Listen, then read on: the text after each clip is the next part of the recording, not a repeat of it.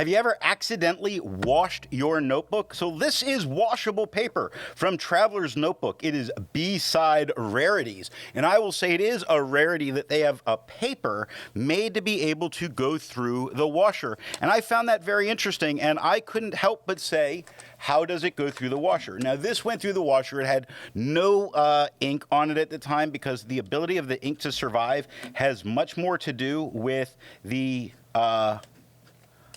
ink than the paper. And we see that it's really writing without any kind of problem. And other than being a bit folded up and crinkly, I think it kind of feels the same as it did when I was doing the writing sample. Speaking of the writing sample, I do have it right here. Let's start out by looking at the back of the page. When we look at the back of the page, we see that we get no bleeding and no ghosting. I have to say, running my finger over it, there's a bit of texture here that's kind of nice. It is definitely not as white as the Clairefontaine paper. I would not expect it to be. This is especially white, but this is kind of an off-white, and it does look fairly good.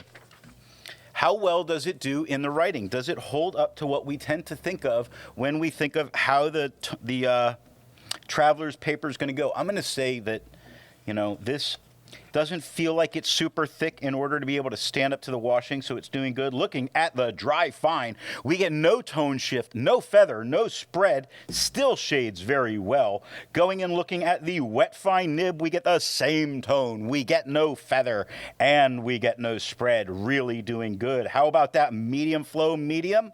Same tone, no feather, no spread, great performance. The medium flow broad. The medium flow broad is going to give us the same tone, no, maybe just slightly lighter. And by that, I really want to say that more of the writing is giving us a lighter tone. Not such a big deal, but slightly lighter. No spread. No spread. Still shades, looking fantastic. The one that we expect the greatest issue with is that wet broad nib. And what we get, slightly not, so the medium flow broad looked a little lighter than the wet broad in comparison in the writing samples.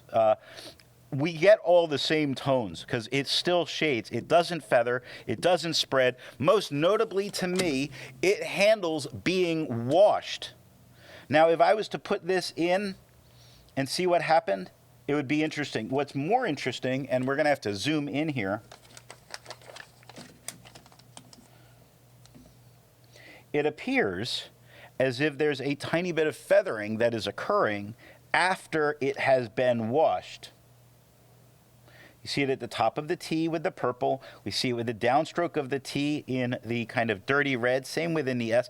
Interesting that the paper does not perform the same after the wash as it did prior to the wash. However, if you were using a good waterproof ink, and I just hadn't written on it and had time for it to sit there and dry before I did anything. If you were using a good waterproof ink and you accidentally put your notebook through the washer, the great news is not only will the notebook survive, but then the writing would survive, making this a great paper to use. I think I just bumped the mic. Oopsie. Great paper to use if you're one of those people who accidentally washes your notebook, let's say once a year. Thanks for watching.